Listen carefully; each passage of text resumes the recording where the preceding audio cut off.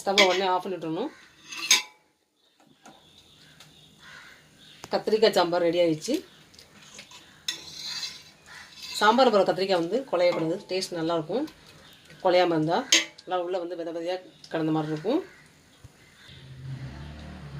கத்திரிக்காய் சாம்பார் ரெடி ஆகிடுச்சு.